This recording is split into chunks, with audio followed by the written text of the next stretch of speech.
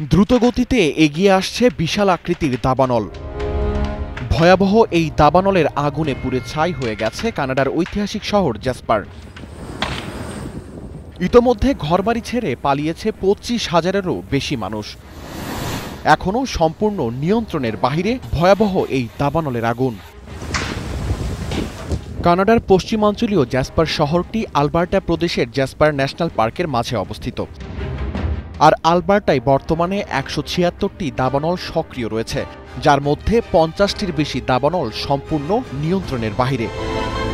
আর এসব দাবানল থেকে ছড়িয়ে পড়া আগুনে পুড়ে ছাই কানাডার জ্যাসপার শহরের প্রায় অর্ধেক অংশ। দাবানলে এখন পর্যন্ত কোনো মানুষের প্রাণহানির ঘটনা ঘটেনি, তবে 20,000 পর্যটক ও 5,000 স্থানীয় বাসিন্দা আলবার্টা প্রদেশের উঁচু পাহাড়ি অঞ্চলে অবস্থান নিয়েছেন।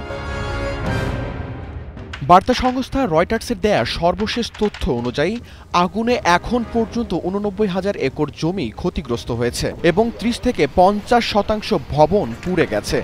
আগুনের তীব্রতা এতটাই বেশি যে ফায়ার সার্ভিসের কর্মীদের আগুন নিয়ন্ত্রণের চেষ্টা কোনো কাজেই আসছে না। তাই এখন ফায়ার সার্ভিসের কর্মীদের প্রধান লক্ষ্য হলো যতটা সম্ভব বসতভিটা ও ভবনগুলোকে রক্ষা করা। ঘন্টায় প্রায় 150 কিলোমিটার বেগে বাতাসের সাথে আগুন ধেয়ে আসছে। এত দ্রুত গতিতে আগুন ছড়িয়ে পড়ছে যে কোনো কিছু বুঝে ওঠার আগেই চারিদিকে সব পুড়ে ছাই হয়ে যাচ্ছে।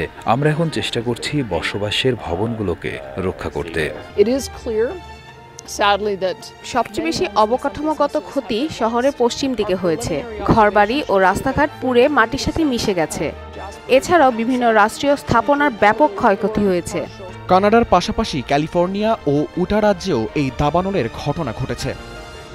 সাম্প্রতিক সময়ে এই দুই দেশ নজিরবিহীন তাপ ও ব্যাপক দাবানলের সম্মুখীন হয়েছে।